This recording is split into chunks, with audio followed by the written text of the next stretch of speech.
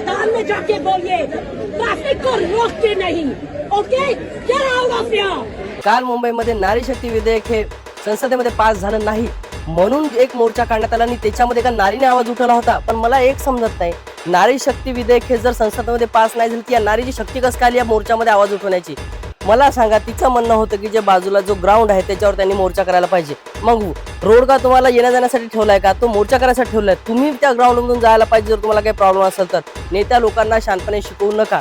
नेते लोक हे आपल्या चांगल्यासाठी काम करत असतात, म्हणून त्यांना सजेशन देऊ नका. तुम्हाला 1 तास उशीर हो, 2 तास उशीर हो, का तुमचा तिकडे दिवस जाऊ, त्यांचा मोर्चा गरजेचा आहे. ते नारी शक्तीला बढावा देण्यासाठी मोर्चा काढत आहे आणि तुम्ही नारी शक्तीचा आवाज कसं उठू शकता?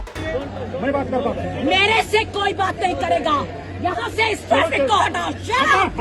त्यांचा एक चांगला हेतू होता की त्या मोर्चामधून नारी शक्तीला प्रवृत्त करण्यात यावं, त्यांना बढावा देण्यात यावा. मला एवढे पोलीसवाले सांगत आहे तुमचा नारी शक्ती दाबायचा प्रयत्न करत आहे, मग तुम्ही काय एवढा आवाज उठवत आहात? तर तुम्ही बी त्या मोर्चामध्ये सहभागी व्हायला पाहिजे, कारण हा मोर्चा मुळातच नारी शक्तीचा सपोर्टमध्ये काढला होता. म्हणून तुम्ही आवाज उठवू नका, याचं सहकार्य करा.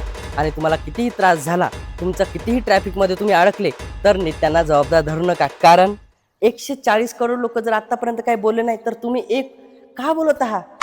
सहन करा. धन्यवाद.